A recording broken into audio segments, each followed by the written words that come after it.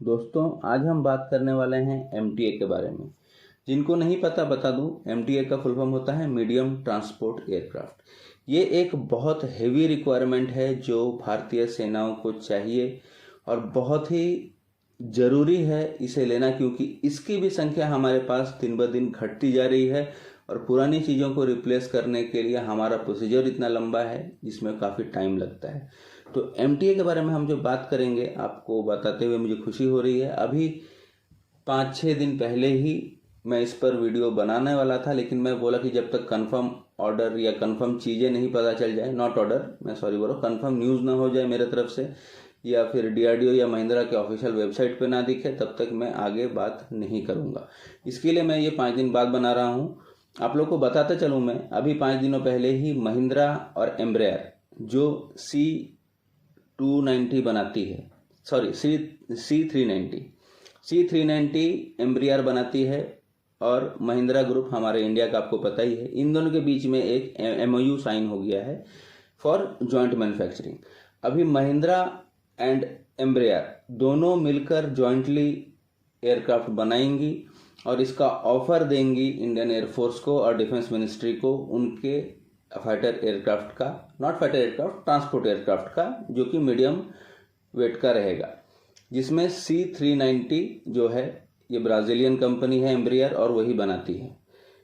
अभी इस पे इतना ज़्यादा कन्फ्यूज़न है, बहुत लोगों को लगेगा सही बात है, लेकिन और भी एक अच्छी खुशखबरी दे दूं, कुछ ही दिनों में टाटा और एयरबस, अपने टाटा और एयरबस MOU एक साइन करने वाली है AM400 के लिए, वो भी एक जो AM400 है, ये भी एक मीडियम ट्रांसपोर्ट एयरक्राफ्ट ही है।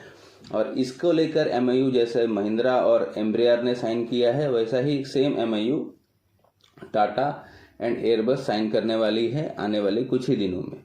देखिए, पहली बात तो आपको समझना पड़ेगा, MTA जो हमारा है मीडियम ट्रांसपोर्ट एयरक्राफ्ट का रिक्वायरमेंट, ये हमको मिनिमम 80 तक चाहिए। मैक्सिमम की बात अभी मैं नहीं कर रहा हूँ, मिनिमम 80 तक चाहिए। और 3 ही एयरक्राफ्ट हैं पूरी दुनिया में जो इसको 100% फुलफिल करने की क्षमता रखती हैं, मतलब नॉट 100%, 3 ही हैं जो हमको ये रिक्वायरमेंट्स हमारा में फिट बैठ रही हैं, जिसमें C390 है जो कि एम्ब्रियर का है, ब्राज़ील का है, AM400 है जो कि फ्रांस का है, एयरबस का, और C130J हरकुलस जो है ये USA का है।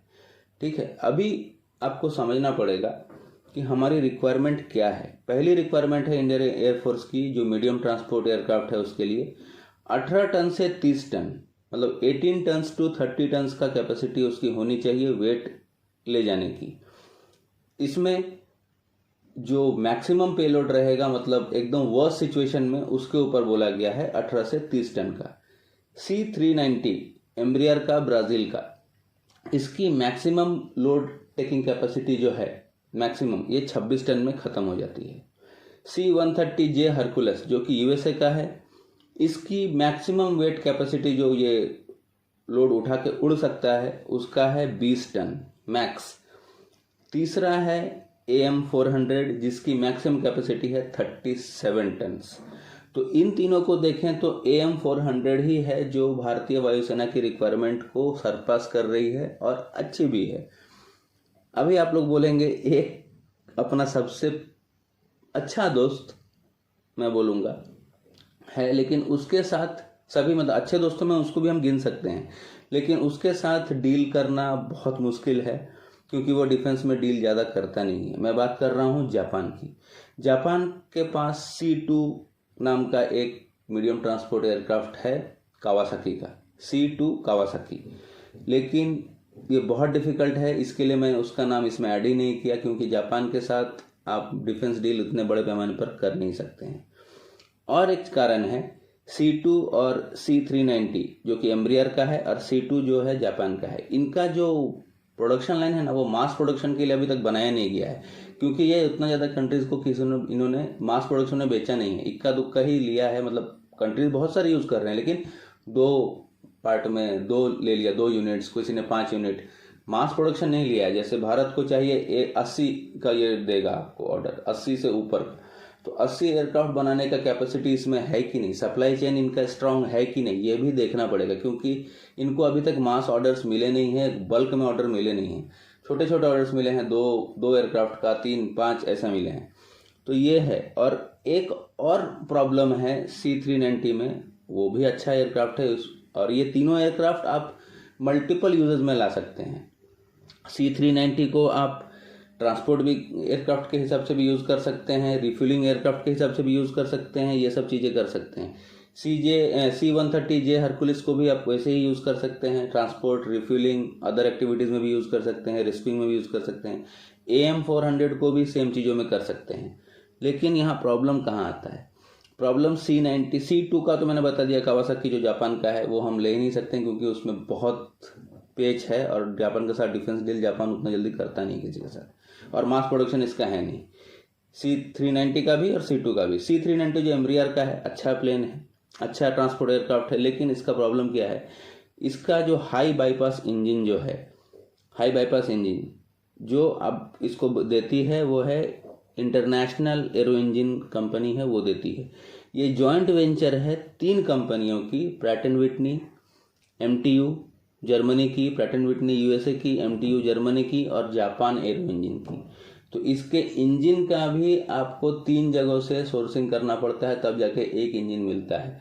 तो जब हमको जब ज़रूरत होगा तो हमको, मतलब हम लोगों को, भारत को काफ़ी सारे देशों के ऊपर निर्भर रहना पड़ेगा किसी एक चीज़ के लिए। किसी एक के पास इसका चीज़ है नहीं। वहीं C130J का बोलते हैं तो वो ठीक है, लेकिन अपना रिक्वायरमेंट फुलफिल नहीं हो पा रहा है। तो इसमें बचता है आपको लास्ट में AM400, वो हमारा रिक्वायरमेंट्स को सरपास कर रहा है और अच्छा भी है।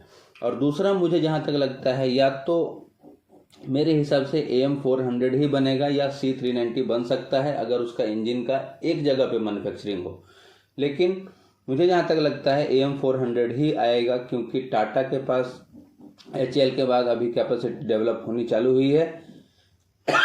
माफ़ कीजिएगा, टाटा के पास अभी उसकी C295 जो हम बना रहे हैं एयरक्राफ्ट, वो भी ट्रांसपोर्ट एयरक्राफ्ट ही है, तो उसकी कैपेसिटी, उसका एक बेस बन चुका है, एक प्लेटफॉर्म रेडी हो चुका है।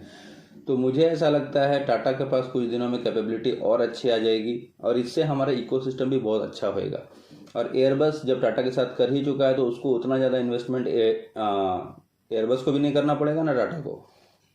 दोनों मिलके एक अच्छा एयरक्राफ्ट AM400 भारत में ही बनेगा, एम्प्लॉयमेंट भी जनरेट होगी, और हमको कुछ टेक्नोलॉजीज भी बाहर से आएंगी जो कि हमको बहुत फ़ायदा देंगी और बहुत अच्छा होगा। आप लोगों को क्या लगता है? आप लोग ये जरूर बताइएगा कि हमें AM400 के साथ जाना चाहिए, C130J के साथ जाना चाहिए, या C390 के साथ जाना चाहिए। मेरे हिसाब से AM400 के साथ ही जाएंगे तो ज़्यादा बेटर है, और ज़्यादा कैपेबल भी है। और ये MIUs तभी काम में आएंगे जब आप उसका ऑर्डर देंगे किसी को, तब तक ये दोनों MIU जस्ट अ पेपर हैं। अगर आप C390 का देते हैं ऑर्डर तो भी ये MIU उसके बाद काम करनी चालू होंगी, और अगर आप AM400 का ऑर्डर देते हैं तो उसके बाद जाकर ही ये MIU काम करेगा। तो आप लोग बताइए, आप लोग क्या लगता है? मुझे तो लगता है टाटा ही ये रेस जीतेगा। आगे देखते हैं क्या होता है। जल्द से जल्द जो भी हो, लेकिन रिक्वायरमेंट्स जल्दी फुलफिलमेंट होनी चाहिए, क्योंकि रिक्वायरमेंट्स काफ़ी ज़रूरी हैं हमारे लिए अभी इन चीज़ों के लिए। अभी तक तो फिलहाल दोस्तों इतना ही था इस वीडियो में। मिलता हूँ आपको नेक्स्ट वीडियो में, तब तक के लिए जय हिंद, वंदे मातरम, भारत माता की जय।